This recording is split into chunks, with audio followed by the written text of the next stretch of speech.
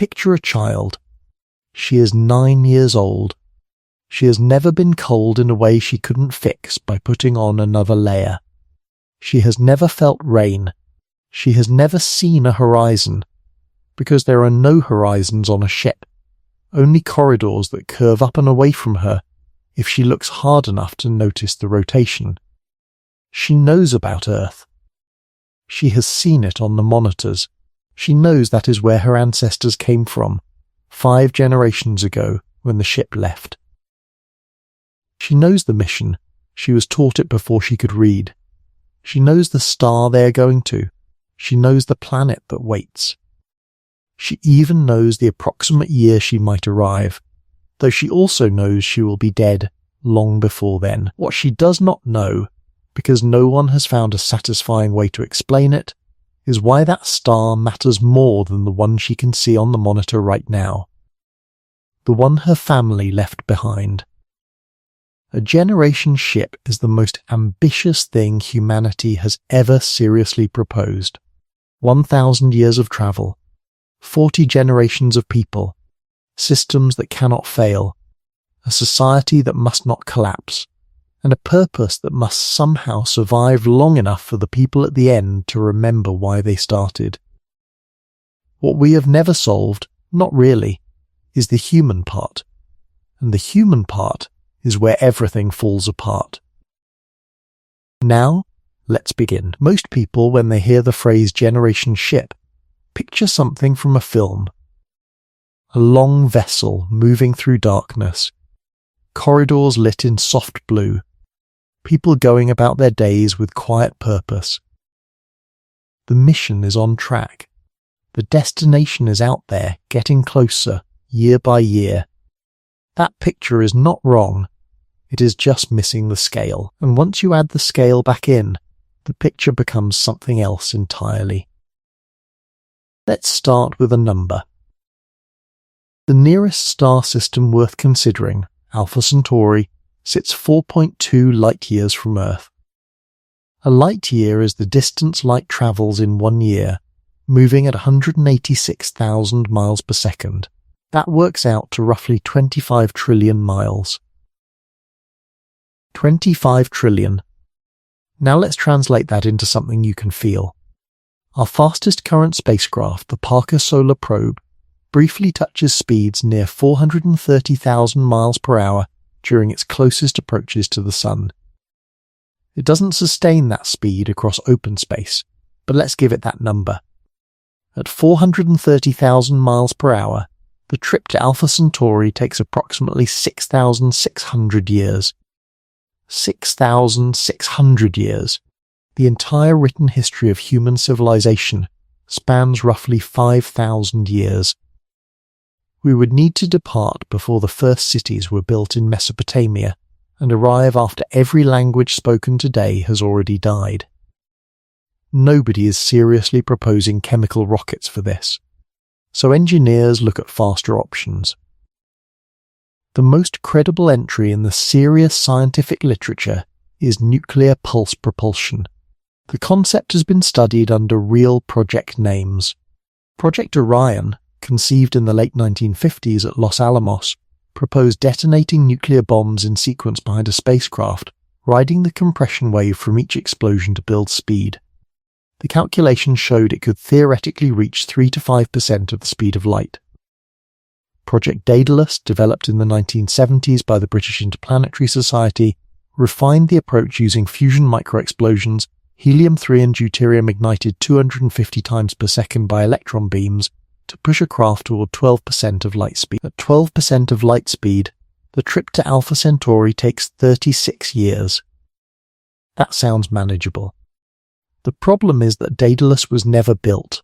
No fusion rocket has ever been built, and the ship in those blueprints weighed 54,000 tons, and almost all of it was fuel. It was also a flyby. It would pass through the Alpha Centauri system in hours, take readings, and continue into the dark. No stopping. No landing. No return. For a mission that carries people, that decelerates, that establishes a presence, that gives people somewhere to actually go when they get there, the mass requirements multiply. The fuel problem scales catastrophically. The travel time extends. When serious engineers run the numbers for a crewed interstellar mission using near-future propulsion, accounting for realistic acceleration and deceleration curves, for a ship large enough to sustain hundreds or thousands of people, the travel time lands between 400 and 1,000 years, depending on the drive system assumed. Take the optimistic end, 400 years. 400 years is the distance in time between you and the world in which Shakespeare wrote Hamlet.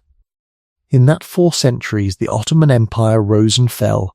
The United States of America was born, fought a civil war, fought 2 world wars, landed on the moon, and developed the internet. The entire arc of modern Western civilization fits inside 400 years, with room to spare. And that is the duration of the trip. Not a trip taken by one person, a trip in which the person who boards the ship at departure will cover, at most, perhaps 5% of the distance before dying.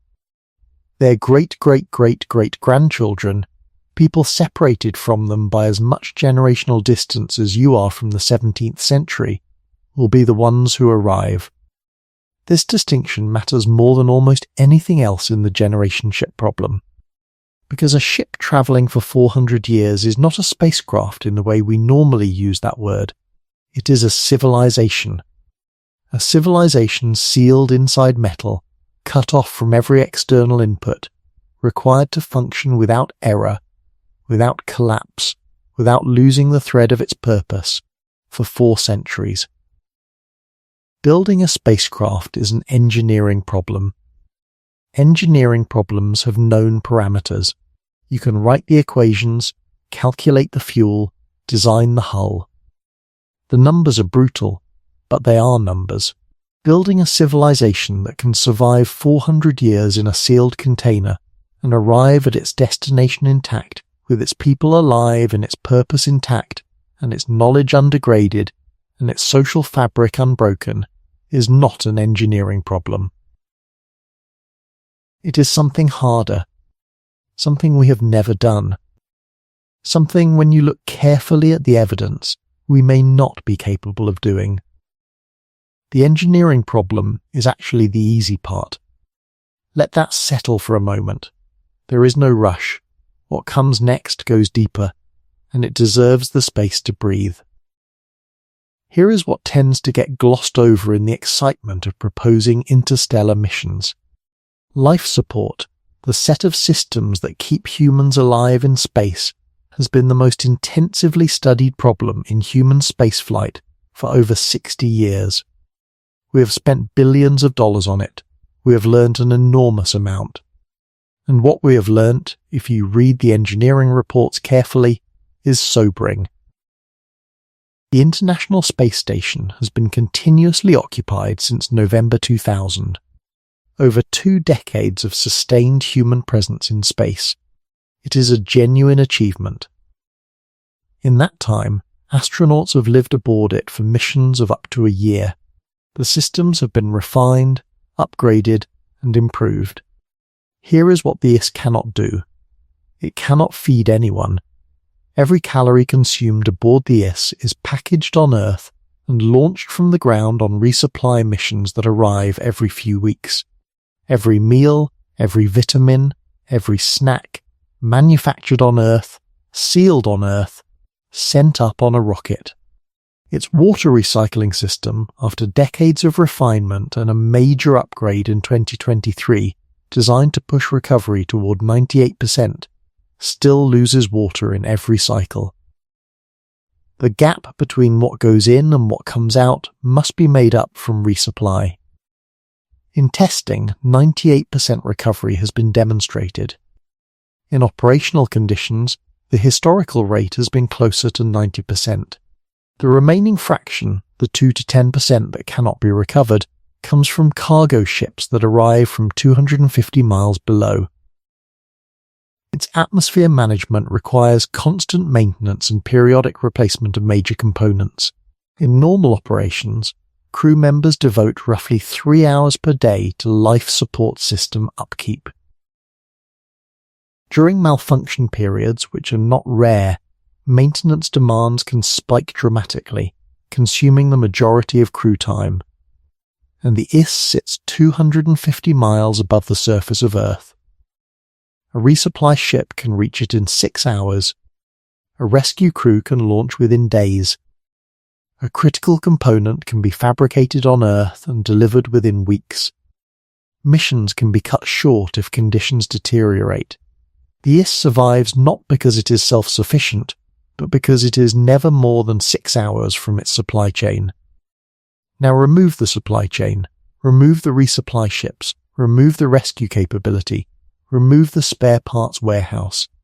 Extend the mission from 2 decades to 4 centuries. Move the ship to a location where the nearest help is a 4.2-year round trip at the speed of light. Every limitation of the IS that is trivially managed today becomes a death sentence. Begin with water. A 90% recovery rate means losing 10% of the water supply every cycle. On the IS, that 10% arrives on the next cargo ship. On a generation ship, it does not arrive. The water inventory shrinks, slowly in the early years.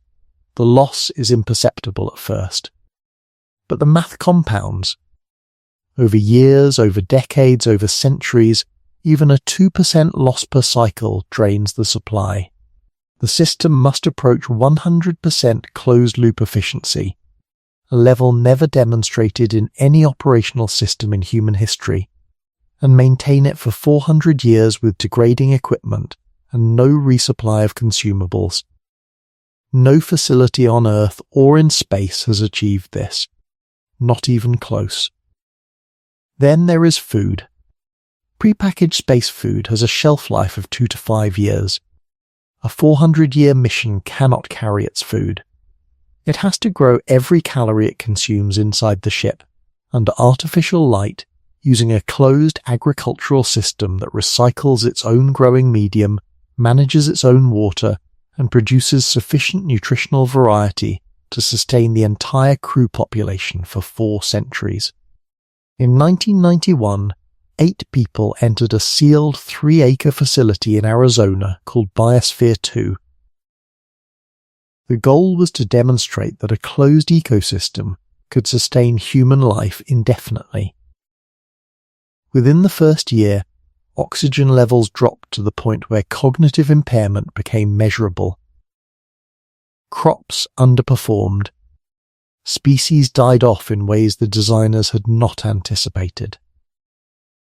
Interpersonal conflict intensified under the pressure of resource uncertainty. The experimenters had to pump supplemental oxygen from outside to keep the crew functional. The experiment, despite genuine scientific sophistication and substantial resources, could not sustain 8 people in a reasonably controlled environment for 2 years. The European Space Agency has been developing a closed-loop biological life support system under its Melissa program since the 1980s. The program has been running for over 3 decades. It has not yet achieved full closure in operational conditions. Not because the engineers are failing. Because the problem is genuinely that hard.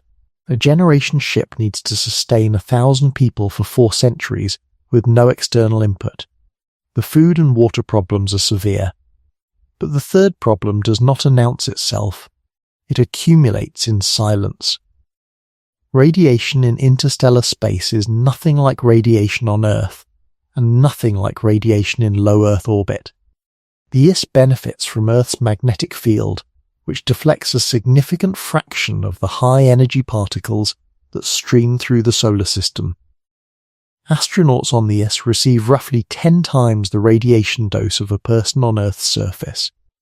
They are limited to cumulative exposure caps. Long-duration IS missions top out at around 6 months for most astronauts, partly because of this. In deep space, beyond Earth's magnetic field, the radiation environment worsens substantially. Cosmic rays, high-energy particles originating from supernovae and other galactic events, pass through solid matter and interact with biological tissue. They damage DNA, they elevate cancer risk, and they do something subtler and less discussed. They cause measurable changes in brain structure. Studies of IS astronauts, who have better radiation protection than any interstellar crew would, showed detectable changes in white matter integrity and shifts in cerebrospinal fluid distribution after 6 months. Some of these changes reverse after return to Earth. On a generation ship, there is no return to Earth. The exposure continues from birth to death across every generation for 4 centuries. The crew arriving at their destination would be the descendants of 40 generations of people whose brains and bodies developed in this environment. The biological effects accumulated across generations are not something we have modelled. We do not know what they produce. We know they would not be nothing. Now consider the engineering reliability problem, which is the one that frightens aerospace engineers most of all. A complex system that is 99% reliable over 1 year becomes 90% reliable over 10 years. Over 100 years, failure becomes nearly certain. Over 400 years, the probability of zero catastrophic failure approaches zero. A generation ship is not one system. It is hundreds of interdependent systems. Water recycling, atmospheric scrubbing, power generation, propulsion management, agricultural systems, radiation shielding, medical equipment, manufacturing capability, data storage, computing infrastructure, structural integrity monitoring, each with its own failure modes. Each connected to the others in ways that mean a failure in one can cascade into failures in several. A malfunctioning carbon dioxide scrubber renders the air toxic within hours. A bacterial contamination in the water recycling system can poison the drinking supply faster than the crew can respond. A fungal bloom in the crop module does not arrive with warning lights. It spreads through the growing medium, and by the time it is visible, the harvest is compromised. A power system failure cascades into life support failure, into heating failure, into agricultural lighting failure, into food supply failure. NASA's reliability analyses for long-duration missions have confronted this problem directly. The conclusion, reached repeatedly, is that achieving adequate reliability for multi-year missions requires massive redundancy and spare components. The spare parts inventory for a long mission must approach the mass of the primary systems themselves. Double the mass. Which means double the fuel. Which means a larger ship. Which means more life support capacity required. Which means more mass again. The problem feeds on itself. Every solution to reliability adds mass. Every added mass requires more of every other solution. There is no point on this curve where the numbers become comfortable. Every increase in mission duration makes them worse. The baseline engineering requirement, keeping a sealed system functional for 4 centuries, sits outside the range of anything we have ever built or seriously attempted. But even if you could solve all of it, the food, the water, the radiation, the equipment failure, the spare parts cascade. Even if a miracle of engineering produced a ship with perfect shielding and flawless life support and self-repairing systems, the mission would still face the threats that no amount of hardware addresses. Because the machine is not the hard part. Take a breath. Let yourself settle. The next section goes somewhere the engineering cannot follow. The psychological literature on confined, isolated environments has identified a pattern that appears so consistently across so many different settings that researchers have given it a name. The third quarter phenomenon. Studies of Antarctic overwintering crews, submarine patrols, polar research stations, extended cave isolation experiments, and long-duration space missions show the same arc. In the first quarter of a mission, morale is often high. Novelty, shared purpose, the energy of beginning. In the second quarter, routine sets in. Manageable by the third quarter, when the initial excitement has fully faded and the end is still too far to feel real, something happens to groups. Interpersonal conflict increases. Clique formation begins. Social withdrawal spreads. Motivation drops. The cooperative habits that the mission depends on start to erode. Researchers have measured this across enough different contexts that it is not considered surprising anymore. It is considered predictable. These are highly screened volunteers. Professionals selected for psychological stability, people who know the date when it ends, people who can count the days remaining, and still in the third quarter, the cohesion degrades. On a generation ship, there is no third quarter. There is no end date visible to any living person. The majority of the crew at any given time were born on the ship, did not choose to be there, and will die on the ship without seeing the destination. For them, the mission is not something they signed up for. It is the condition of their existence. The third quarter phenomenon for a generation ship crew is not a phase. It is a permanent feature of the psychological landscape. Now add knowledge. There is a case that researchers who study generation ships return to with some regularity. The Aboriginal Tasmanians. When rising sea levels roughly 10,000 years ago cut Tasmania off from mainland Australia, the Tasmanian population became fully isolated. Over the following millennia, the archaeological record reveals something unexpected. They did not merely maintain the technology they possessed at the moment of isolation. They lost it. They lost the ability to make bone tools, which their ancestors had demonstrated clearly in the record. They lost hafted stone tools, blades bound to handles. Most strikingly, they appear to have lost the ability to catch and eat fish. A population living on an island, surrounded by ocean, whose ancestors were active fishers, who could see fish in the water beneath their boats, who knew on some level that fish existed and were edible, lost the chain of knowledge that allowed them to catch those fish.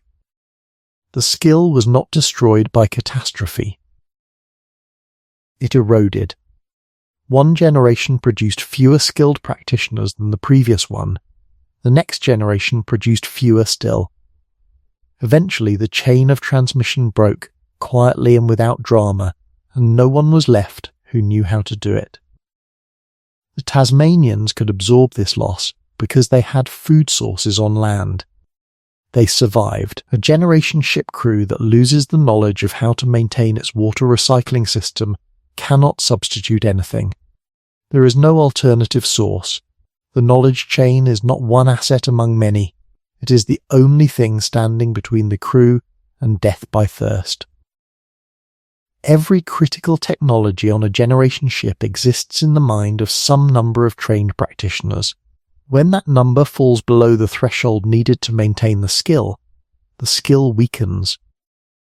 The weakness is invisible at first. It shows up in maintenance quality, in the speed of diagnosis when something fails, in the precision of repairs. By the time it is visible as a problem, it is already a crisis. By the time it reaches the people with the authority to respond, it may be too late to recover. This is not a hypothetical. This is the documented pattern of how small, isolated populations lose practical knowledge. The generation ship is a small, isolated population, somewhere between 500 and a few thousand people, depending on whose estimates you use, with the additional constraint that its knowledge losses are immediately fatal rather than merely inconvenient. Then there is governance. Every human community in recorded history has developed systems of authority and conflict resolution. every one of those systems, without exception, existed within a larger context that could constrain it. Nations interact with other nations. Citizens can, in extremis, leave.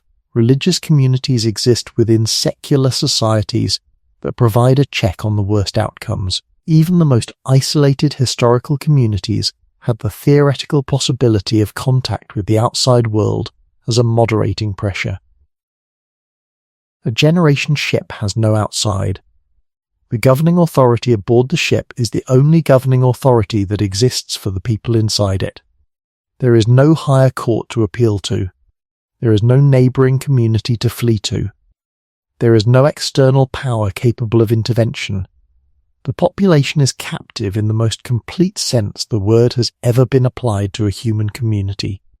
The founders of the mission established the governing structure, perhaps a council, perhaps a command hierarchy modelled on naval tradition, perhaps something specifically designed for the circumstances, developed by political scientists and sociologists hired to think through the long-term governance problem. Whatever they design becomes the template. They will be dead within 80 years. The people who inherit the template did not design it. They may find it adequate. They may find it oppressive. They may find it simply inadequate for conditions that have evolved in ways the founders could not anticipate. The question of what happens when an inherited governance system no longer fits its circumstances is not abstract. It is the history of every political revolution in human experience. On Earth, political revolutions have options. Peaceful reform through institutional processes. Pressure campaigns. Protest. In the worst cases, violence followed by reconstruction with outside assistance. On a generation ship, there is no outside assistance. There is no territory to retreat to during a political crisis. There is no emigration option for the side that loses. The space that exists aboard the ship is the only space that exists, and the people inside it must share it regardless of how the political conflict resolves. Research on confined environments gives us data on how quickly this deteriorates. Studies of Antarctic overwintering crews show measurable clique formation and social fragmentation within months. Submarine patrols document the same pattern. These are missions lasting months, not centuries, among people who volunteered, who know the end date, who have an institutional framework developed by the military over centuries of managing confined groups. The deterioration still happens. A generation ship would need to manage this across 400 years, across 16 or more generations, with no institutional support from outside, with governing structures that could not be refreshed or reformed by importing ideas from the broader human world. Some proposals attempt to solve this through social engineering. Mandatory occupational assignments, so that every generation produces the technical specialists the ship requires. Psychological screening of reproduction, so that only individuals with certain temperament profiles are encouraged to have children. Cultural indoctrination programs, designed to install mission loyalty as a core value rather than a chosen one. These might work. They might also produce something that the people who proposed the mission would not recognize as what they intended. A society where occupations are assigned is not a free society. A society where reproduction is managed by the state is not the kind of society most people who advocate for generation ships are imagining they would build. And a society built on indoctrination rather than genuine belief is fragile in a specific way. It functions as long as the indoctrination holds, and fails suddenly when it doesn't. The child from the hook already lives inside this system. She was taught the mission before she could read. She did not choose it. It was installed. You don't have to hold all of this at once. Let it rest. What comes next is the part that sits underneath everything else. If you are still here, you already know what kind of content this is. Subscribe if you want more of it. It is the one thing that keeps this going. Everything in the previous 3 sections, the propulsion limits, the life support failure modes, the psychological deterioration, the governance collapse risk, is, in a strict sense, a technical problem. Technical problems are not comfortable, but they are at least problems with known parameters. You can identify them. You can attempt to solve them. You can make progress, even if the progress is slow and the end point is uncertain. What you cannot engineer is meaning. A generation ship is built on a foundational assumption. The assumption is that the people inside it will choose every day across every generation to maintain the ship, to perform the maintenance, grow the food, train the engineers, raise the children, teach the knowledge, enforce the social contract. Without that daily choice made by hundreds or thousands of people over 4 centuries, the ship does not arrive. It drifts. The first generation can feel why this matters. They remember Earth, they saw the sky, they chose to leave. Whatever drove them, survival instinct, scientific ambition, the simple human hunger to go somewhere no one has been, that feeling is real and present in them. They can touch it. Their children know Earth from recordings, blue skies on a screen. Their parents' stories, told at a remove that is already, even in the second generation, slightly like history. The destination is a concept backed by data and sustained by education. They understand intellectually why the mission matters. They feel it at one step removed from direct experience. By the 5th generation, Earth is archaeology. The destination is a number in a database attached to a point of light. The mission is what school teaches, what leadership enforces, what ritual commemorates. It is no longer felt, it is performed. By the 20th generation, the destination is 200 years away. Everyone alive at that moment has inherited the mission the way people inherit a language, not by choosing it, but by being born into it. The ancestors who built the ship are as remote as the builders of medieval cathedrals are to you. The original urgency, whatever it was, is now a story in history lessons, told to children who are expected to treat it as motivation, even though they never felt it. At that point, somewhere in the middle of the crossing, someone will ask the question that every governance system and every indoctrination program and every carefully designed mission ritual is ultimately trying to prevent. Why are we still going? Not as despair, not as mutiny. As a genuine, reasonable question from a person looking clearly at their circumstances. The destination is 200 years away. No one living will reach it. The world that launched this mission has been unreachable for 200 years. The culture that conceived it has evolved into something unrecognizable. The people inside the ship have, over 20 generations, developed their own language patterns, their own social norms, their own ways of being in the world that are increasingly distinct from anything on Earth. They are, in the deepest sense, their own people.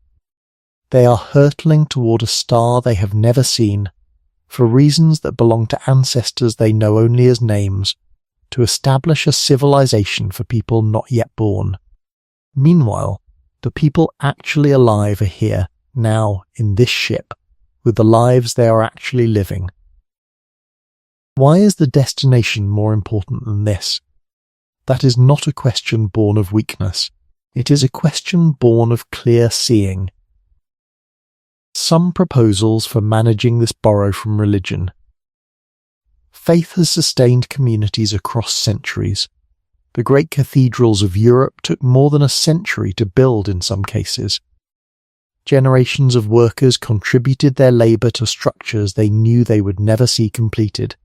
They did this within a framework of shared belief that made the sacrifice feel meaningful, embedded in ritual, community, and a sense of participating in something sacred. A mission as religion approach might work. It has worked for actual religion across human history. But religion that calcifies into mandatory loyalty enforced by the only authority in a sealed environment is not quite the same thing as religion that individuals choose within a pluralist society. The history of isolated communities sustained by a single enforced belief includes genuine flourishing. It also includes outcomes that no one designing the mission would describe as success. There is something else sitting under the religious parallel that matters. Religion survives because it addresses questions that have no empirical answer. The nature of existence, the meaning of suffering, what happens after death. These are questions that science cannot close, which means faith always has space to inhabit. A generation ship mission is different. Its founding purpose, reaching a specific star and establishing a colony, is empirically verifiable. You either get there or you don't. And for most of the mission's duration, most of the people alive cannot see the destination getting any closer in any way they can feel. The progress is real but invisible. The stars look the same through the monitor, whether the ship is at year 50 or year 250 of the mission, which means the mission, unlike religion, is asking people to sustain a belief in a verifiable outcome that provides no felt feedback for centuries. Imagine being asked to sustain genuine motivating belief in a goal that will not be achieved in your lifetime, or your children's lifetime, or their children's lifetime, with no day-to-day evidence that the goal is getting any closer, in an environment that gives you no option to turn away from the obligation if your belief falters. That is the situation of every generation born on the ship after the first. And now consider what happens if, 600 years into the mission, the community aboard the ship looks at all of this and votes to stop. Not because of a crisis, not because of a catastrophic failure, simply because, after 600 years of accumulated thought across generations, the people actually living on the ship have concluded that the destination is not worth the ongoing cost, that the ship itself, their world, the only one they have ever known, is where they want to live, that establishing a colony for unborn descendants is less important than the lives of the people who actually exist. Stopping does not mean going back. There is no going back. The ship does not carry return fuel. It cannot turn around and reach Earth in any reasonable time frame. Stopping means becoming a permanent vessel civilization. A community of people travelling through space, not toward anything in particular, but simply through it, generation after generation, indefinitely. This is not presented here as the worst outcome. For the people making that choice, it might not feel like failure at all. It might feel like the first genuinely free decision their community has made in 6 centuries. But it is not what the mission was for, and it is not what the people who built the ship would have chosen. The people who built the ship will be dead. The people inside it will be alive. And at some point in those 400 or 600 or 1,000 years, the living people will make choices that the dead ones cannot veto. No governance system designed before departure can fully prevent this. No level of indoctrination guarantees that the belief survives 40 generations of real people living real lives and asking real questions. No amount of engineering can engineer the will of people who were never asked whether they wanted to be part of this. The generation ship problem is not, at its root, an engineering problem. It is a problem of asking an impossible thing of people who cannot consent. The child on the ship looks at the monitor every day. She knows the mission. She was taught it before she could read. She knows the star and the planet and the approximate year she will not live to see. What she does not know yet is that the question she is going to ask, not today, but in 20 years when she is grown, when she has fixed enough things in corridors that smell like recycled air, when she has held a child of her own and tried to find words for why this matters, That question has no answer that anyone has been able to make stick across 4 centuries. She will find that out when she asks it. Hold that thought. Carry it gently. The last section is coming, and it is shorter than the rest, because some things are better said quietly. This is the kind of content this channel exists for. If you want to see more of it, the subscribe button is there. It changes nothing about this video, but it changes what comes next. She is 9 years old. She has never felt rain. She knows about Earth. She has seen it on the monitor, that blue circle hanging in the dark, the one her ancestors pointed at when they said, "We are going somewhere better." She knows the mission. She knows the star. She knows she will die before she arrives. What she does not know yet is that the question she will eventually ask was never answered. Not by the engineers who spent decades on the blueprints, not by the philosophers who spent decades on the ethics, not by the people who stood at the boarding hatch 5 generations ago and looked at the monitor one last time and chose to call it hope. She will not know it is unanswered until she asks it. And she will not ask it until she has lived enough to understand what it costs. She will never stand in rain. She will never see a horizon. She will never look up at a sky that goes all the way to space instead of stopping at a metal ceiling with lights embedded in it. She will never choose whether to be here. The choice was made for her by people who believed they were giving her descendants something extraordinary. They may have been right. The destination may be worth everything it costs to get there. A new world. A second home for humanity. A continuation of the species beyond the fragile cradle of one solar system. Or the ship will drift. Or the knowledge will fray. Or the meaning will hollow out somewhere around generation 25, and the people inside will look at the monitor, at the star that is still centuries away, and decide that the life they are living is the only one that belongs to them. She doesn't know which it will be. Nobody does. Some of them will keep going anyway. Not because of indoctrination, not because of governance systems, but because there is someone in the next corridor whose water recycling assignment they cover when that person is sick, and someone else whose child they help teach, and 1,000 small threads of care woven between people who are stuck together in the dark and have decided, in the absence of any alternative, to make something worth living from what they were given. That is not the answer the mission designers were looking for. It is quieter than that. Less heroic. More human. The monitor still shows Earth. Blue and white, the way it looked 5 generations ago when someone who is now Ash pointed at it and said, "We are going somewhere better." She looks at it every day.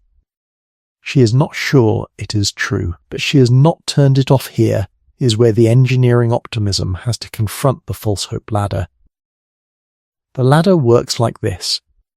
Every proposed solution to the speed problem looks promising from a distance. Each one, when examined, trades one problem for another. And the final rung of the ladder ends not with an answer, but with a wall. Start at the bottom. Chemical rockets, the most mature propulsion technology we have.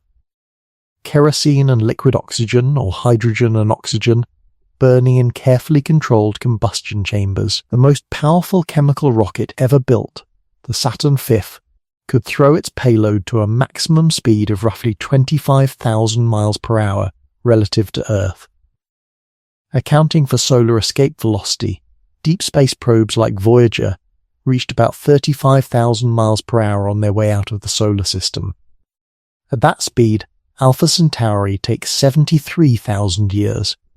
The last common ancestor of humans and chimpanzees lived 73,000 years ago.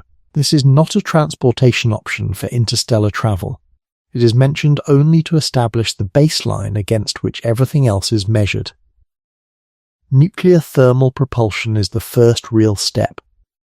Instead of burning chemical propellants, a nuclear reactor heats a propellant, typically liquid hydrogen, to extreme temperatures, and the expansion of that superheated gas through a nozzle generates thrust.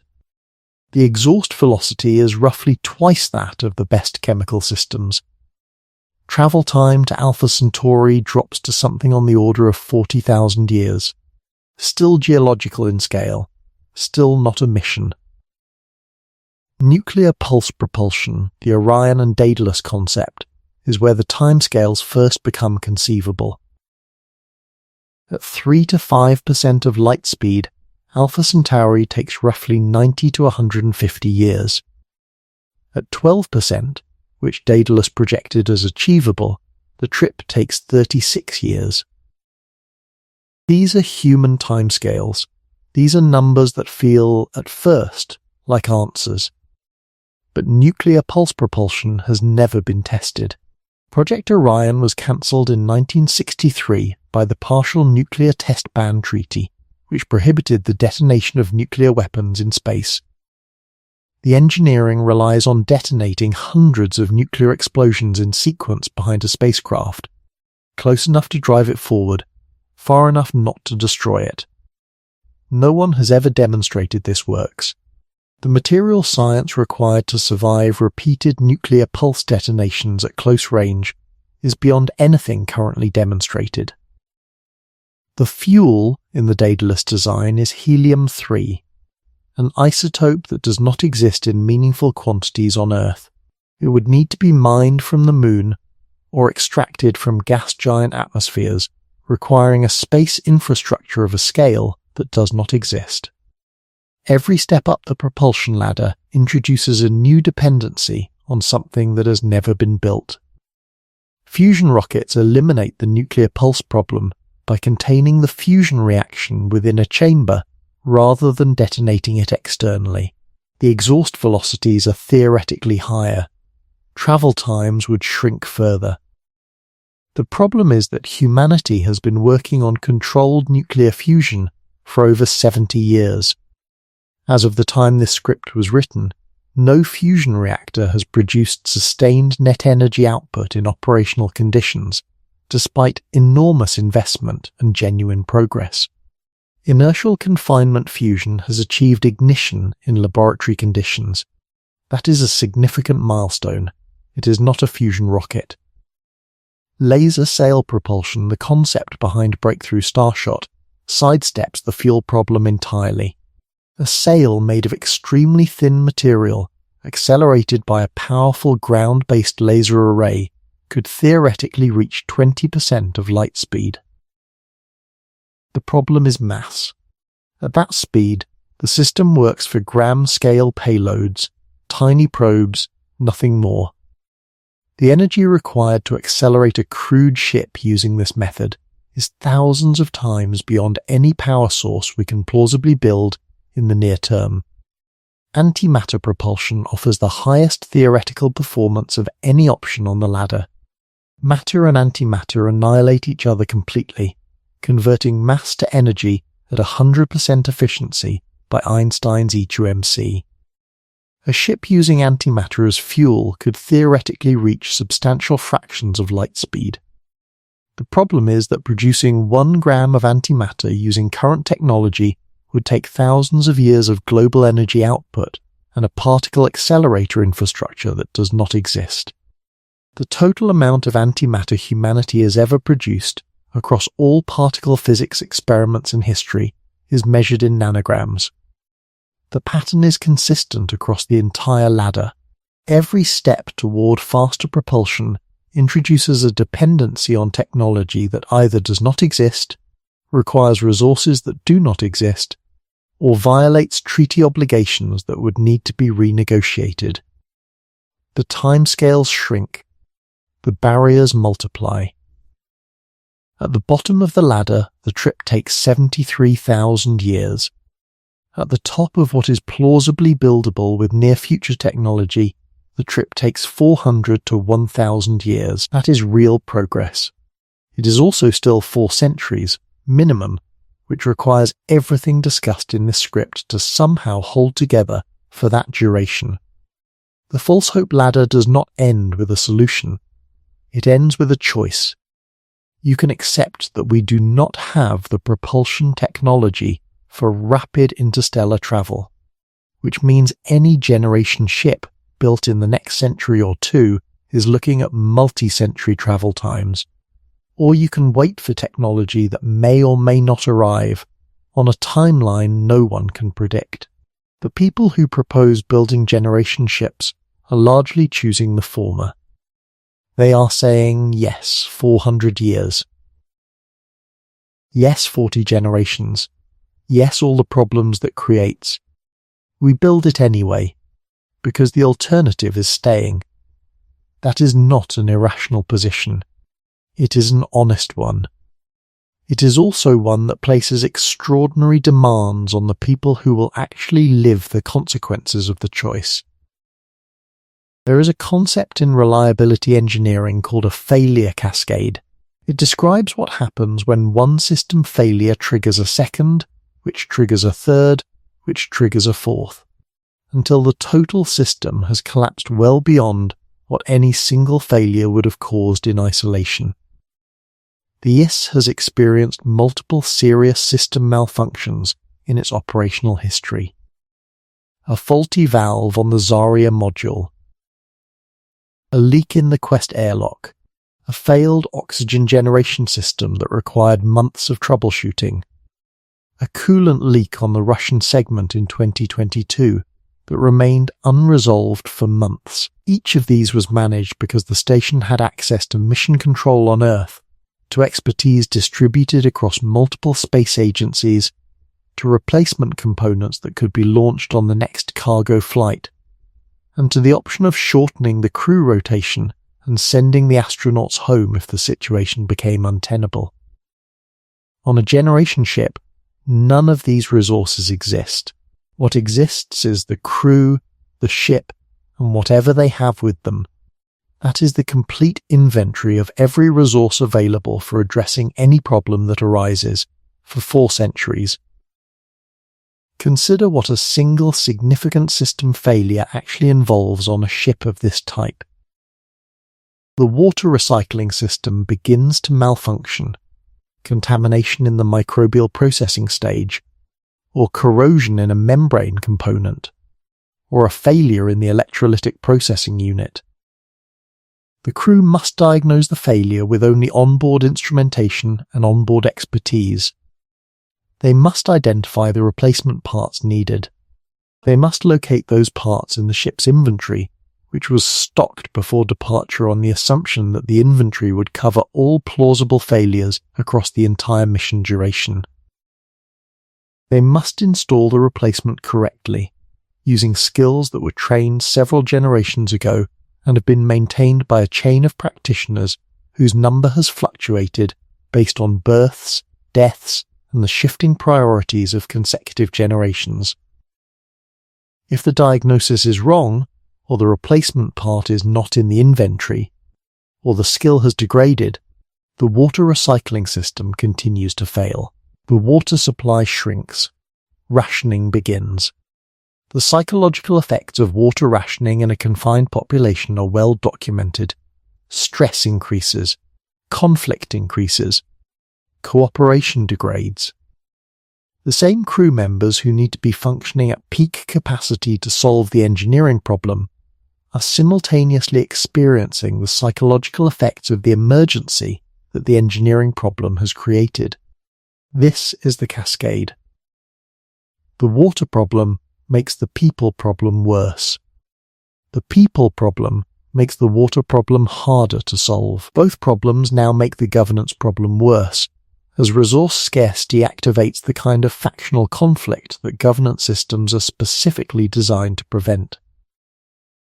The governance stress makes the collective problem-solving capacity of the community weaker, which makes the water problem harder to solve. No individual failure is necessarily fatal in isolation. The cascade makes it fatal in combination. The reliability mathematics make this kind of cascade not a possibility but a certainty over a sufficiently long mission. The question is not whether cascades will happen. It is whether the community will have retained the capacity across generations to interrupt them before they reach a terminal stage. This is why the knowledge preservation problem, discussed in the next section, is not merely a cultural issue, it is a survival issue. A generation ship crew that has allowed its engineering expertise to degrade across several generations is not simply less capable than it was. It is less capable of stopping cascades that will, with mathematical certainty, eventually occur. The cascade never fully stops. It is always running, somewhere in the system at some level of severity. The crew's job for 4 centuries is to catch each cascade before it becomes a crisis, and each crisis before it becomes catastrophic. That requires sustained expertise, sustained attention, sustained cooperation, and sustained belief that the effort is worth making. 4 centuries. 40 generations. No resupply, no rescue. No cavalry. There is no pulling over. The Tasmania case study matters because it happened to a large population over a long period with none of the specific pressures of a generation ship. The Tasmanians were not confined. They were not under survival pressure more severe than their mainland cousins. They had access to the resources of a real island environment, and still, over 10,000 years, they lost practical technologies that their ancestors had possessed. On a generation ship, the dynamic is not slower, it is faster. A ship population of 1,000 people, the lower end of serious estimates for genetic viability, must distribute expertise across every critical technical domain. Fusion reactor maintenance, atmospheric scrubbing, water processing, agricultural systems, medical care at a level sophisticated enough to handle cancer, cardiac events, surgical emergencies, and the full range of conditions that occur in a population of 1,000 over 4 centuries. Computing infrastructure, navigation, structural engineering, radiation monitoring, fabrication and manufacturing for replacement components.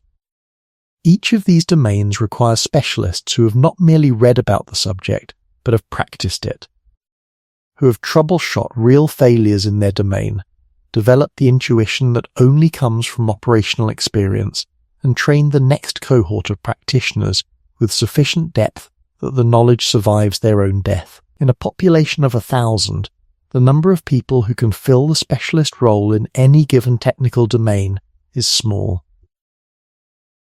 Perhaps a handful. Perhaps, in some domains, only 1 or 2 with the specific combination of aptitude, training, and experience needed to maintain the skill at operational level. When those individuals die, the knowledge must survive in whoever they trained.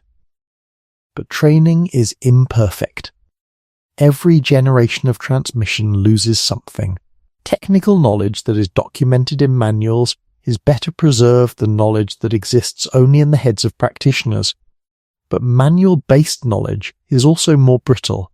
It describes what to do in anticipated situations, not how to think about unanticipated ones.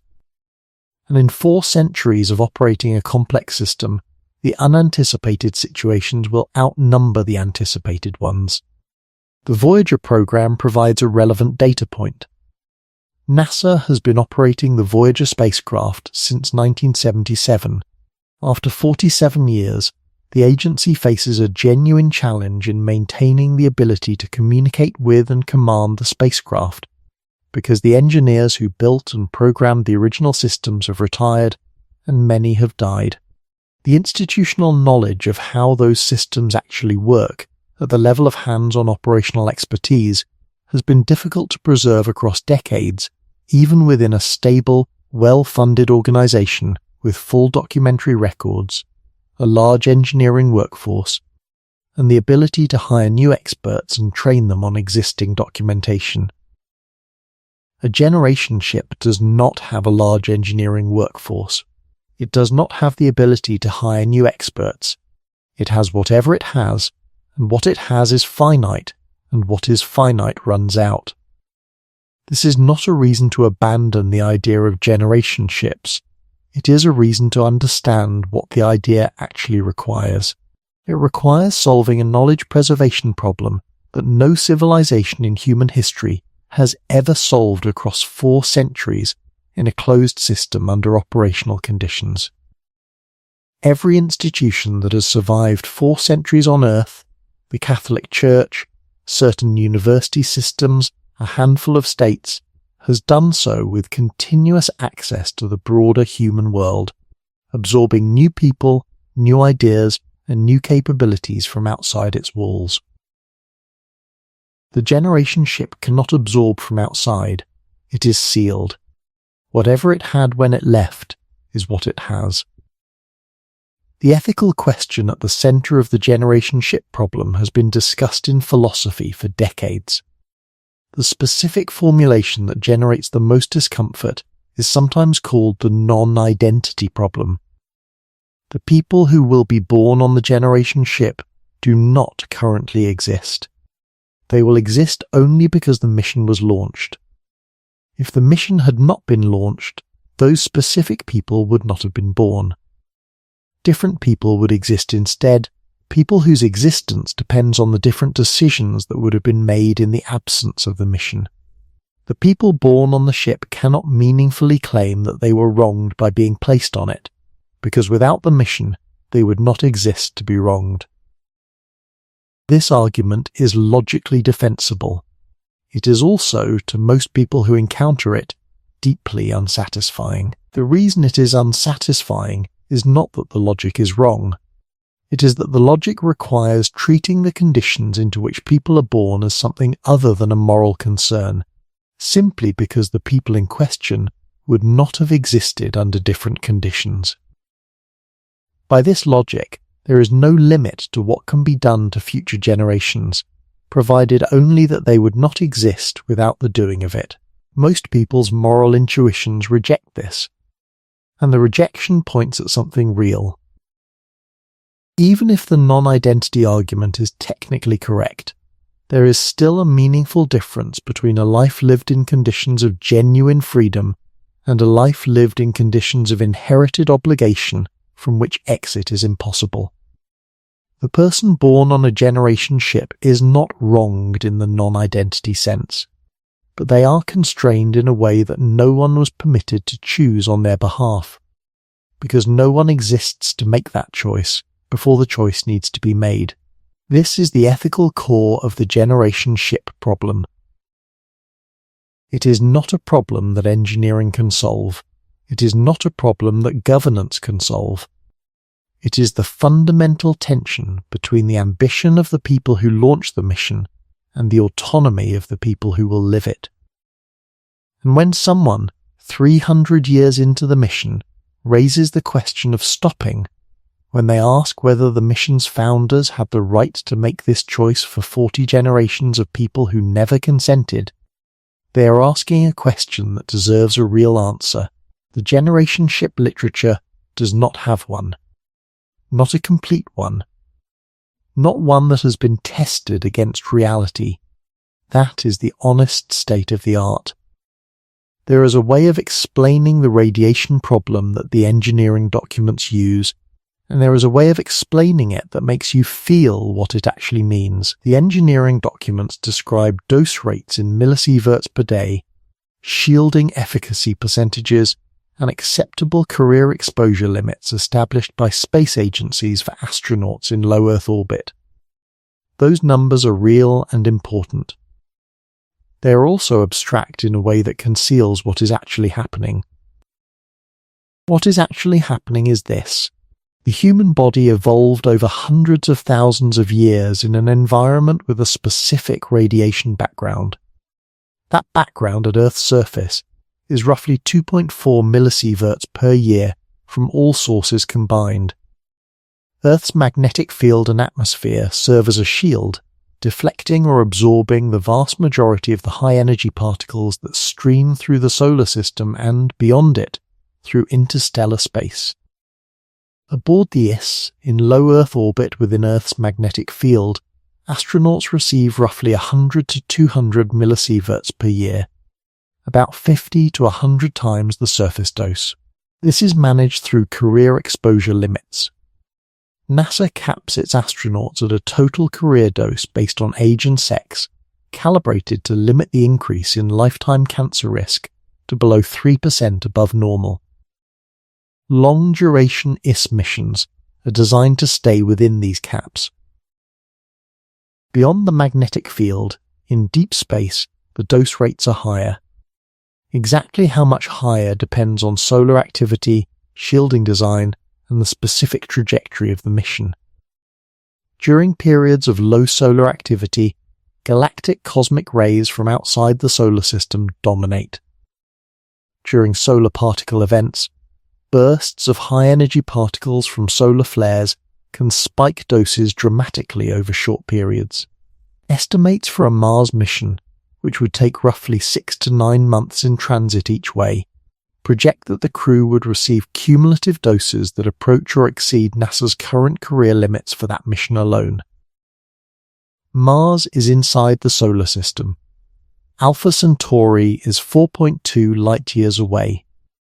A generation ship crew would receive deep space radiation levels from birth to death, not as a one-time mission exposure that is then managed against a lifetime limit, as the baseline condition of their entire existence. Every member of the crew, every generation, the cancer implications are real and serious. But the neurological implications are what the research community finds most concerning. Studies of astronauts returning from long-duration ISS missions have documented white matter changes, shifts in cerebrospinal fluid distribution, and in some cases measurable changes in cognitive performance tests. These are individuals who were in low Earth orbit within Earth's magnetic field for 6 to 12 months. A 2020 study in the journal Scientific Reports examined the brains of long-duration spaceflight crew members using high-resolution MRI and found structural changes that persisted for at least 7 years after the missions. The researchers noted that the changes were consistent with mild traumatic brain injury profiles. The crew of a generation ship would accumulate these effects across their entire lifetimes. Their children would begin accumulating them at birth, their grandchildren the same. 40 generations, each beginning accumulation in infancy, each experiencing the full duration of a human life in this environment. The cumulative neurological effects across 40 generations of radiation exposure in deep space are not something anyone has modelled with any confidence. We do not have data from populations that have lived this way. We have extrapolations from short-duration astronaut studies and from animal research using radiation proxies. The extrapolations are not reassuring. The people who arrive, if anyone does, may not be biologically comparable to the people who left. Not in ways that are necessarily visible, but in ways that affect cognition, affect health span, affect the prevalence of cancers and neurodegenerative conditions across the arriving population.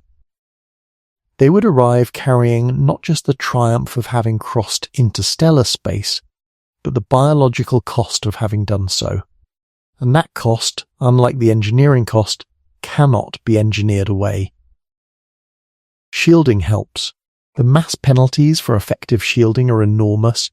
Water and polyethylene are among the best radiation shielding materials per kilogram, and surrounding a crew habitat with enough of either to meaningfully reduce deep space radiation exposure adds mass on a scale that cascades through the entire ship design. Every kilogram of shielding requires more fuel. More fuel requires a larger ship. A larger ship requires more life support. More life support requires more mass. The cascade runs in the same direction it always runs in this problem. Partial mitigation is achievable. Full shielding against deep space radiation at the doses encountered during multi-century interstellar transit remains an unsolved engineering problem. The biology does not wait for the engineering. There is an experiment in organizational design that has been running for roughly 2500 years in various forms, and its results are relevant here. The experiment is the attempt to design governance systems that survive the death of their founders. Constitutions, legal codes, institutional frameworks created at a moment of founding with the explicit intention of enduring beyond the lifetimes of the people who wrote them. The United States Constitution is one of the more successful examples in modern history. It was written in 1787 by people who knew they were trying to create something that would outlast them. They built in amendment procedures, separation of powers, checks and balances, all designed to allow the system to adapt while preserving its core principles. The document has survived for nearly 250 years. It has been amended 27 times. It has been interpreted and reinterpreted by successive courts in ways its authors could not have anticipated and would not have recognized. The country that operates under it today is not the country its authors imagined. This is considered a success story. The Constitution has lasted longer than most designed governance systems in history.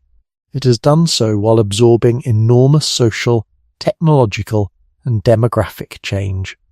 And it has done so within a broader context: the international order, the existence of states that interact with each other, the ability of citizens to move, the existence of a free press, and eventually an internet that provided continuous feedback and constraint on the system.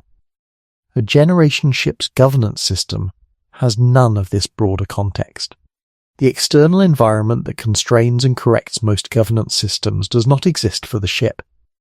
The ship's governance is the only governance.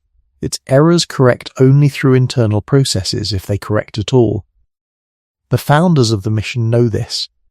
The proposals that take governance seriously, and there are a small number of academic papers that take it quite seriously, grapple with the impossibility of designing a system from outside that will work correctly from the inside for 4 centuries without external correction. The most honest conclusion those papers reach is that they cannot guarantee it will work.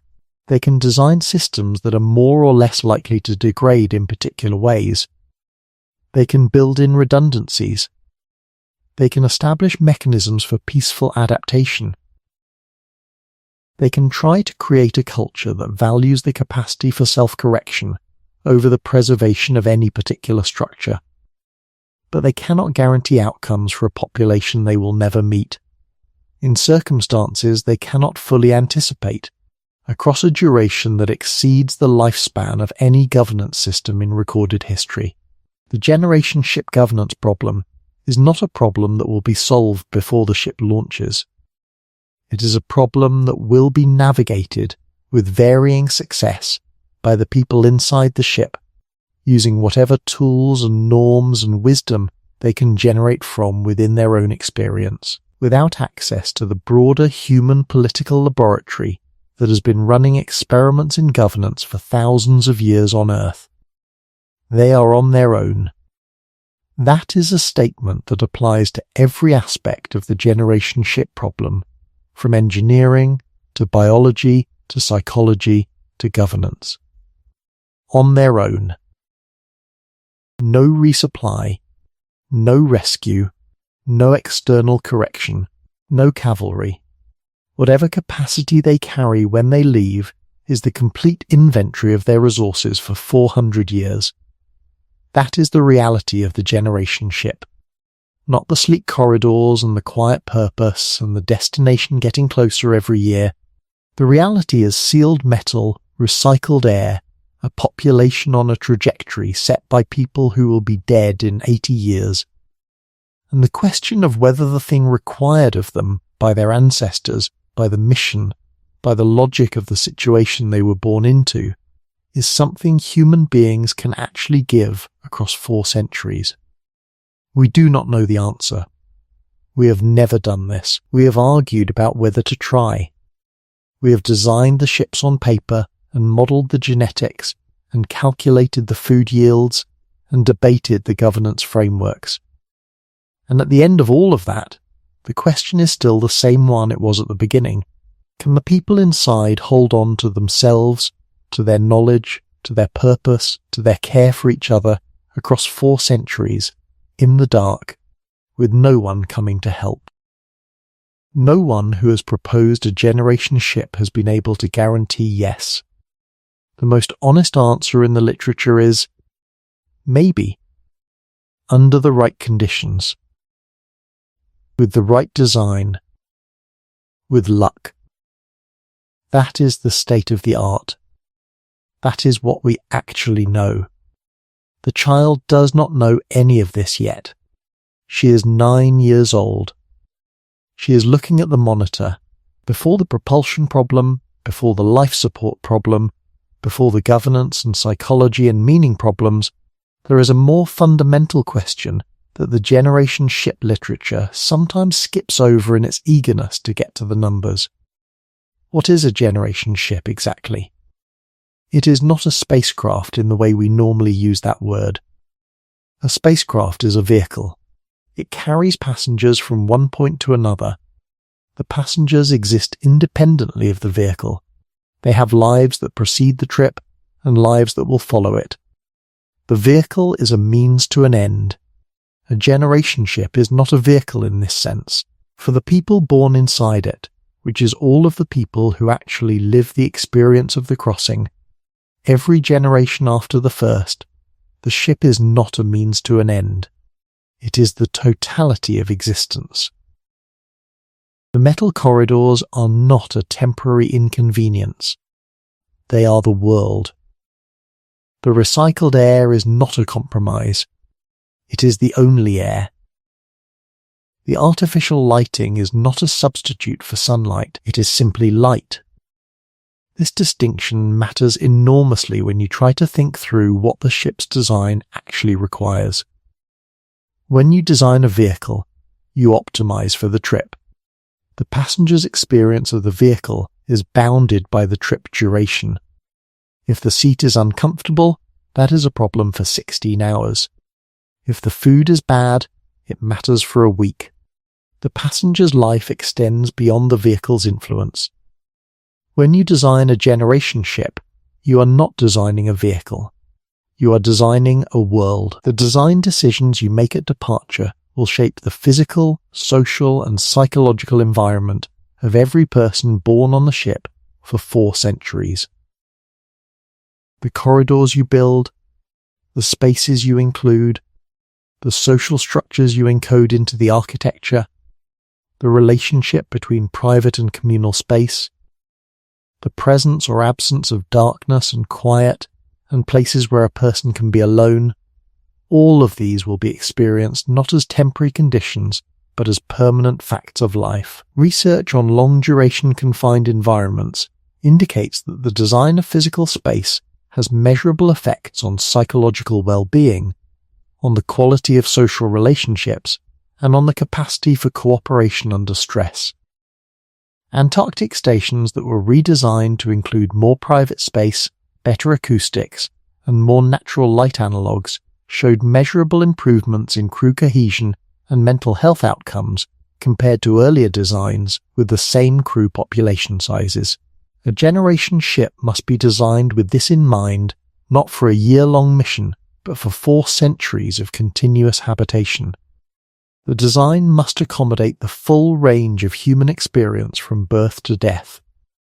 It must include spaces for grief, for celebration, for solitude, for conflict and its resolution, for children to grow in and for the elderly to diminish in, for the ordinary boredom of days when nothing happens and the extraordinary pressure of days when everything is wrong at once. No spacecraft has ever been designed for this. The IS was designed for 6-person crews on 6-month rotations. It is functional and genuinely sophisticated and entirely inadequate as a template for a world. It has no room that is genuinely private. no space that is not also a workspace. No architecture that acknowledges the difference between a person's working hours and the rest of their existence. A generation ship that is architecturally adequate for human life across 4 centuries must be more than the minimum life support envelope plus propulsion. It must be large enough and varied enough and well designed enough that the people inside it can live full human lives, not merely survive. The difference between a population that survives and a population that maintains the cohesion and capability needed to complete a mission is not purely biological. It is partly spatial, partly aesthetic, partly the result of having enough room to be a person rather than just a crew member. The minimum viable population for genetic health is estimated at 500 to several thousand individuals. The minimum viable space for genuine psychological health across those individuals across 4 centuries has not been seriously calculated by anyone, because the calculation would return a number that would make the engineering even harder to justify. The habitat size required for genuine human flourishing across 4 centuries and 1,000 people is orders of magnitude larger than the minimum habitat required for bare survival. The mission designers, confronted with the mass penalties involved, tend to design for survival and hope that flourishing follows. Whether hope is enough, across 4 centuries, in the dark, with no outside input, is the question no one has answered. Imagine the vote has happened. It is year 623 of the mission. The destination is 180 years away. Close by the scale of the crossing. Still 2 full human lifespans. The community has debated for 3 years. The vote was called because a significant faction, not a fringe but a genuine political movement representing roughly 1/3 of the community, argued that the mission's original justification, the survival of humanity, the establishment of a second home, has been overtaken by the development of a distinct and viable culture aboard the ship itself. They are not arguing for turning back. They are arguing for stopping the directed mission and recognizing the ship as a permanent home. The vote, conducted under whatever democratic process has survived to year 623, produces a majority in favour of continuing. The mission survives. For now, but the faction does not dissolve. The argument does not go away. The people on the losing side of the vote still live on the ship. They still have children.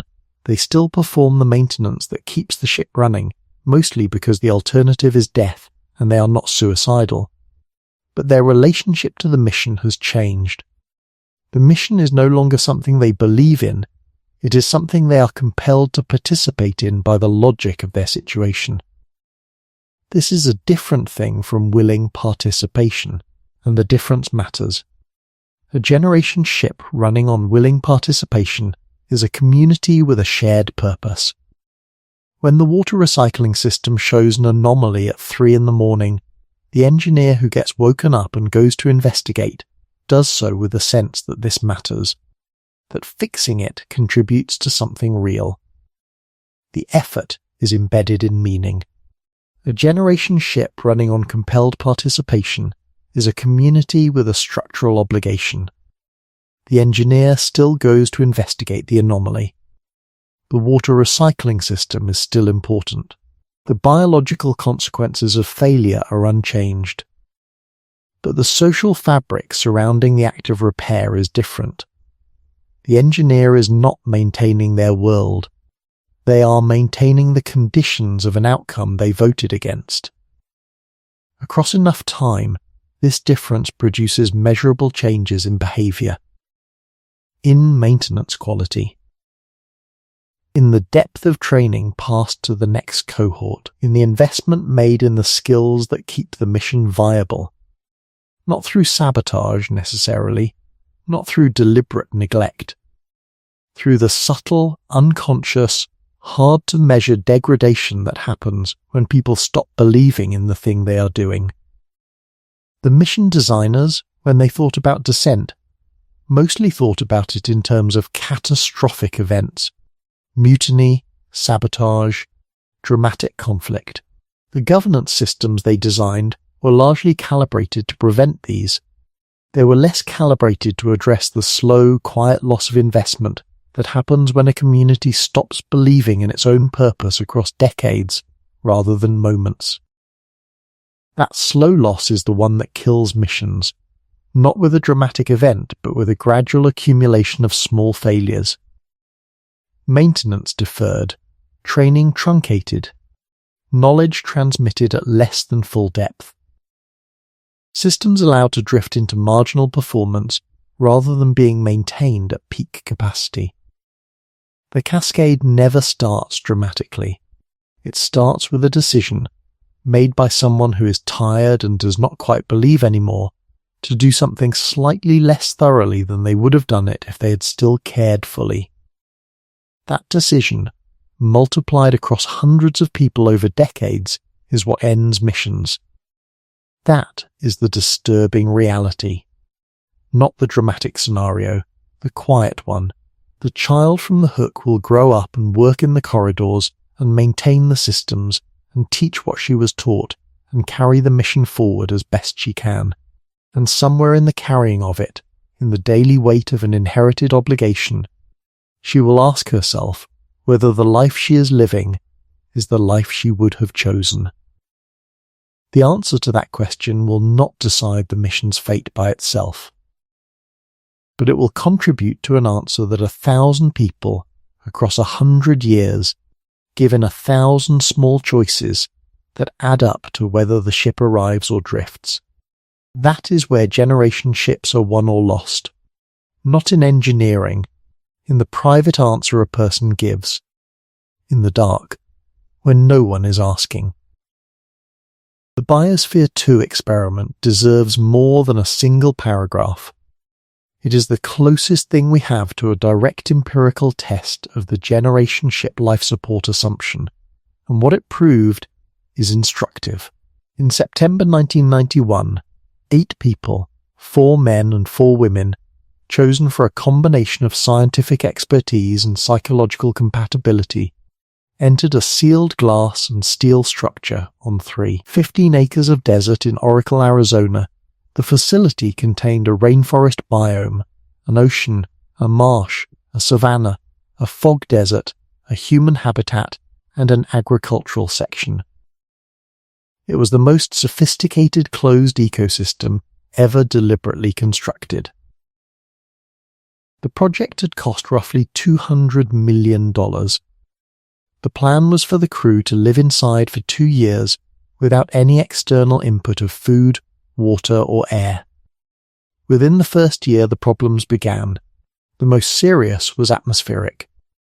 Oxygen levels in the sealed environment began dropping from the normal 21% toward 14%, roughly the equivalent of living at 13,000 feet altitude. At this level, cognitive impairment becomes measurable, and physical work becomes significantly more difficult. The cause was identified as unexpectedly high microbial respiration in the rich agricultural soil, which was consuming oxygen faster than the plant biomass could replenish it. The solution was to pump in oxygen from outside, which violated the fundamental premise of the experiment. The agricultural system struggled.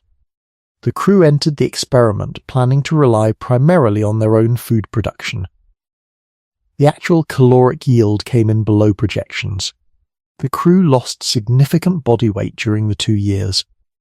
They were not starving, but they were chronically underfed relative to the energy demands of the physical labor required to maintain the facility.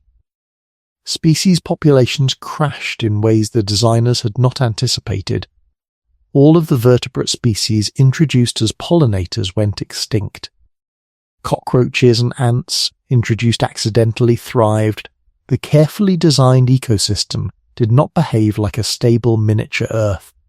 It behaved like a sealed container exposed to unforeseen pressures, which is what it was. The crew experienced significant interpersonal conflict. The 8 people, selected for compatibility and trained together, split into 2 factions that barely communicated by the end of the 2 years. The stress of resource uncertainty, the frustration of systems not performing as designed, and the confined proximity all contributed. The social deterioration was not catastrophic, but it was measurable, and it happened among 8 people over 2 years, not 1,000 people over 4 centuries. The external team made multiple interventions during the 2 years. Oxygen was injected, food was passed in during one period, ant-resistant seals were repaired, a person was removed temporarily for medical treatment and returned. None of these interventions were supposed to happen. All of them were necessary. When the experiment ended, the scientific community's assessment was nuanced, but fundamentally sobering. Biosphere 2 had demonstrated that building a closed life support system that actually works, with real biological components in real ecological relationships at real scale, was significantly harder than the theoretical models suggested. The gap between the design system and the operational system was wide, and the only reason the experiment survived for 2 years was the willingness to break the closure rules when they needed to. A generation ship does not have the option to break the closure rules. There is no team outside with oxygen and food and ant-resistant sealant. The closure is absolute. The gap between the design system and the operational system will be bridged by the crew, using whatever is available on board, or it will not be bridged at all. That is what Biosphere 2 actually proved. Not that closed life support is impossible, that it is much harder in practice than in theory, that real systems behave differently from design systems, and that the margin for error is smaller than the blueprints suggest. The generation ship proposal asks us to scale this by a factor of 1,000 in population, a factor of 200 in duration, and a factor of infinity in the availability of external support. There is one more number that needs to be placed carefully before moving on. The minimum viable population for a generation ship, in terms of genetic health, is debated. Studies on this question have reached varying conclusions depending on their assumptions about reproductive behavior, genetic management, and tolerance for inbreeding effects. A 2014 study by Cameron Smith at Portland State University, published in Acta Astronautica, estimated that a minimum of 10,000 to 40,000 people would be needed to maintain genetic health across the duration of an interstellar voyage, accounting for realistic mortality rates, reproductive rates, and the need to preserve genetic diversity against the effects of genetic drift and inbreeding. Most generation ship proposals use numbers in the hundreds to low thousands. The reason is pragmatic. The mass implications of a 10,000 person ship are staggering. The engineering of life support for 10,000 people is qualitatively different from the engineering for 500. The habitat requirements are vastly larger. The social complexity is vastly greater. The governance challenge scales dramatically. So proposals tend to assume lower populations and accept the genetic risk, planning to manage it through careful reproductive monitoring, expanded gene banking, and the use of stored genetic material to reintroduce diversity as needed. Whether this works in practice across 4 centuries, in a population that is under the other stresses described in this script, is uncertain. The 10,000 person figure, if taken seriously, produces a ship that dwarfs anything in our current engineering experience. A habitat for 10,000 people requires, at the absolute minimum, ignoring any margin for quality of life, on the order of 200 to 300,000 square meters of living space. That is a structure roughly 2 to 3 kilometers long, at the scale of a rotating O'Neill cylinder with sufficient diameter to produce meaningful artificial gravity. The mass of such a structure, before you add propulsion, fuel, shielding, life support systems, agricultural systems, water systems, power systems, spare parts, manufacturing capability, and everything else needed for a 4-century mission, runs into the millions of tons. The fuel required to accelerate millions of tons to even 1% of light speed and then decelerate them again at the destination is measured in quantities that require mining operations on other planets or moons to accumulate. This is not a near-term engineering challenge. It is an infrastructure challenge of a scale that requires a spacefaring civilization that does not currently exist. The ships that serious near-term proposals describe are smaller and accept the genetic and psychological risks that come with smaller populations. This is worth stating plainly.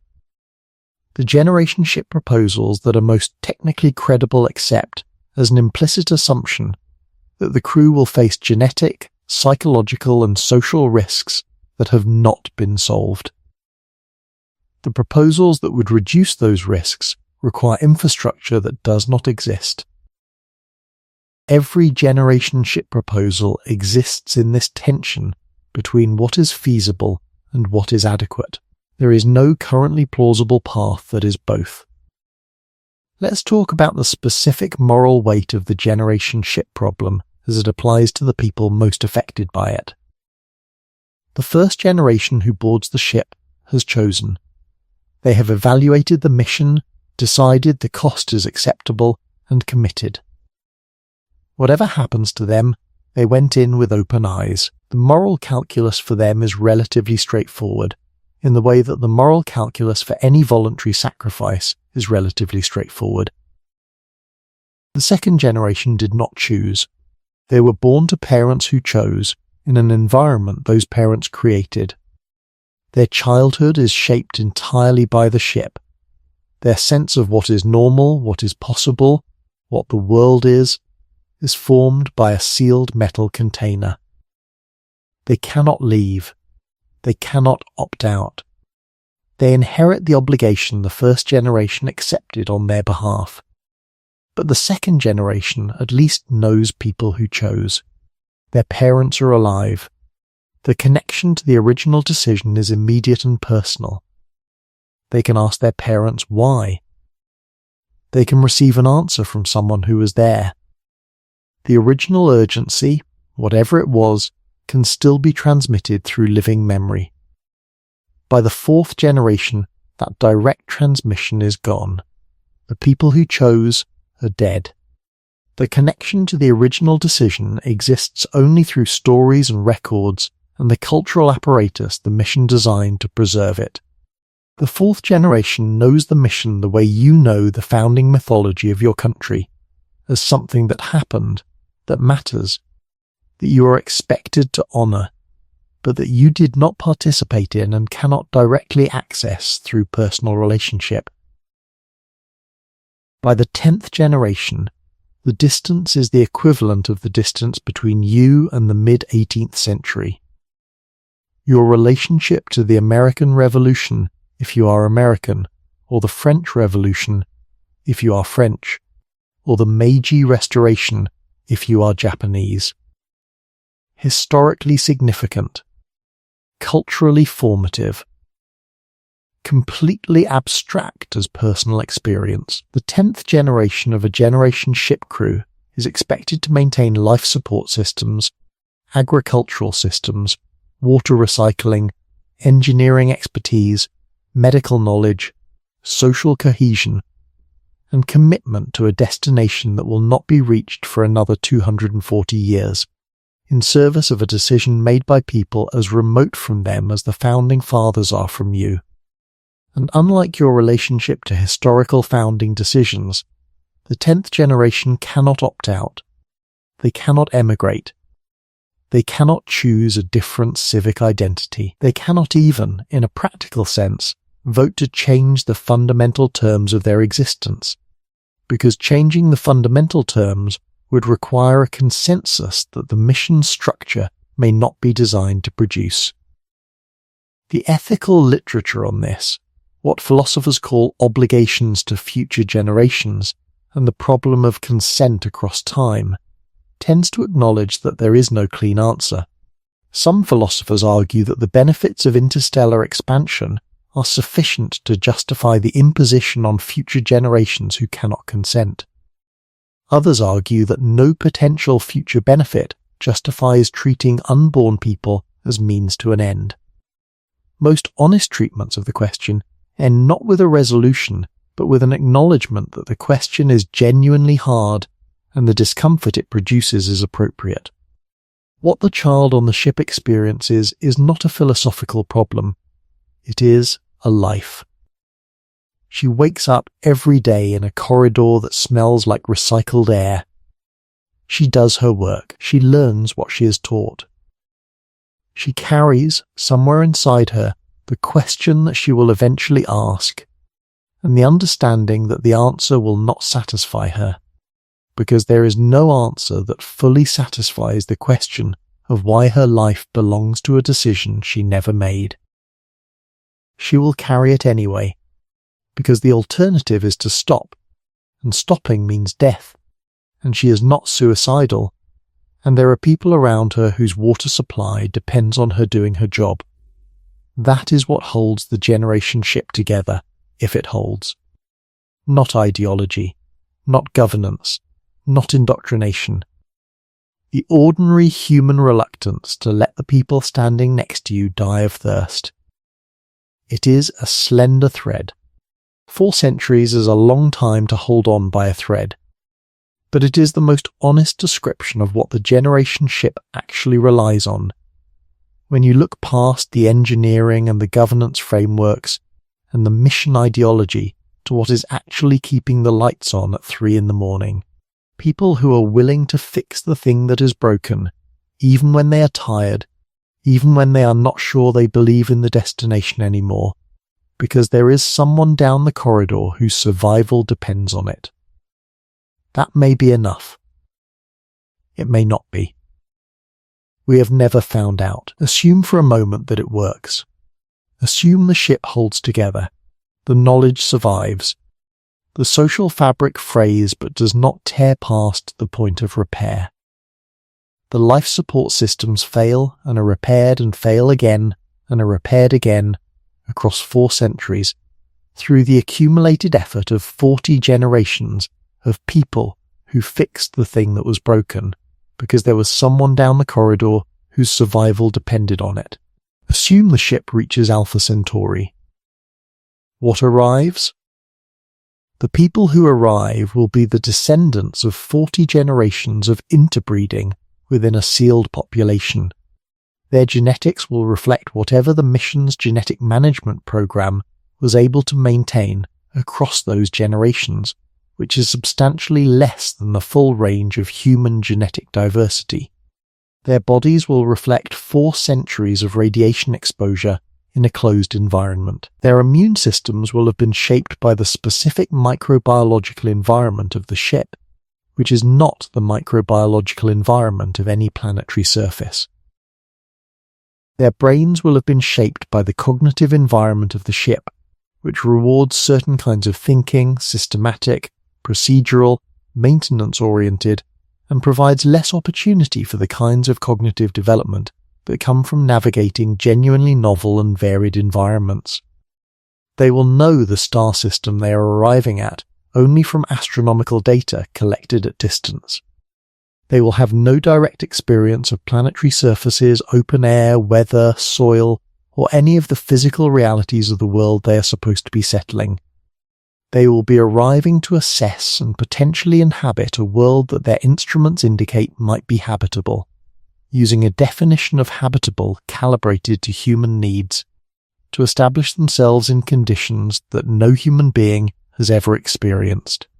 They will do this while managing whatever technical and social problems the ship has arrived with, because the ship will not arrive in perfect condition after 4 centuries. It will arrive with systems at various stages of degradation, with social dynamics shaped by 400 years of isolation, with knowledge preserved at varying levels of completeness across different domains, and with a population whose psychological relationship to the destination is complicated by the fact that they were not planning to arrive during their own lifetimes. Many of them will not have expected to arrive. The arrival will belong, in the mission's timeline, to a generation that is alive partly by chance, the right people happening to be born in the right century. The arrival generation carries all of this, and they are asked, in addition, to make decisions about whether and how to settle a world they have never walked on, using equipment that has been in service for centuries, with a population whose health and capability has been shaped by 4 centuries of deep space conditions. This is not a reason to conclude that arrival would go badly. It might go well. Human beings are adaptable in ways that are consistently underestimated by formal analyses.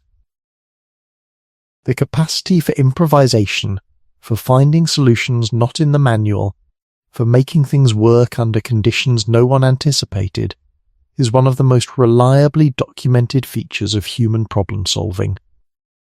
The history of settlement on Earth contains many examples of people arriving in environments entirely unlike what they came from, and through a combination of skill, adaptability, and sometimes luck, building something viable. The arrival generation might manage this. The conditions they face would be without precedent, but humans have faced unprecedented conditions before. What would not be recoverable, if it were lost, is the knowledge that the crossing requires, the technical expertise to maintain a ship, the agricultural knowledge to grow food in closed systems, the medical capability to keep a population healthy without external supply chains. These can be lost in transit in the ways described, and a crew that arrives without them is not in a position to improvise its way to survival on an alien world. The success of the mission at arrival depends on the success of the mission during transit. The transit is not a phase to get through, it is the mission. The arrival is the last chapter of a story that is mostly about the crossing. Whether the crossing can be made in a way that preserves what is needed for the arrival to succeed, the knowledge, the capability, the cohesion, the willingness to keep going, is the question that the generation ship problem reduces to in the end.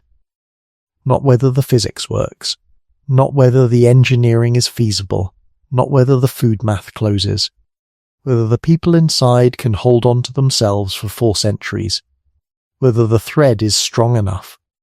We do not know. We have never tried. There is a detail in the International Space Station's operational history that almost never appears in discussions of generation ships, and it should. The ISS has been continuously occupied since November 2000. Over 2 decades of sustained human presence.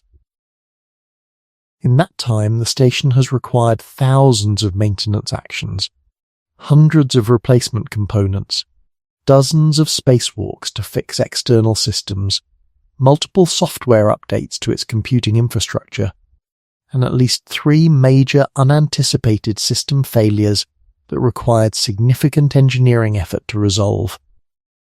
Every one of those responses was supported by a ground team numbering in the thousands. Mission control in Houston. Mission control in Moscow. Engineering teams at every contractor facility involved in building the station. Logistics teams coordinating parts and resupply. Medical teams supporting crew health. Communications teams managing the constant flow of data and instructions. The ISS is sometimes described as a crewed spacecraft. It is more accurately described as a crewed node in a much larger system, a system that extends down to Earth's surface and includes tens of thousands of people and a global industrial supply chain. The astronauts in orbit are the visible element. The ground infrastructure is the actual life support. When mission planners discuss what a generation ship would require in terms of crew expertise and shipboard capability, they are describing what they would need to replicate. Aboard the ship, the functional equivalent of NASA's mission control. The equivalent of every engineering support team. The equivalent of every logistics operation. In a population of 500 to 1,000 people, That is the actual requirement. Not just astronauts who can perform maintenance. A complete, self-contained human organization capable of identifying problems, designing solutions, fabricating components, testing them, implementing them, and evaluating results across every technical domain the ship depends on, without any external support, for 4 centuries. No human organization of any kind has sustained this level of distributed technical competence across 4 centuries without access to the broader human world. Universities have lasted 4 centuries, but they draw continuously from the global human population for their students and faculty. Military services have lasted 4 centuries, but they are embedded in national societies that provide their recruits, their resources, and their purpose. Scientific institutions have lasted 4 centuries, but they are in constant dialogue with the global scientific community. A generation ship's technical organization has none of these replenishment mechanisms. It must sustain itself on what it has. And what it has, the human capital it can draw on from a population of 500 to 1,000 people, self-selecting over 4 centuries from that same pool, is the complete inventory. The IS lesson is that even with tens of thousands of support staff, with the full resources of multiple national space programs, with the ability to launch replacement parts within weeks, the station has still experienced serious technical challenges. The generation ship proposal is asking for the same result: continuous, reliable operation of a complex life support system across an extended duration, with a support infrastructure orders of magnitude smaller, and no resupply, and no rescue. That is the honest comparison. Not the IS versus a longer mission. The IS versus a version of itself from which everything below the altitude of 250 miles has been removed.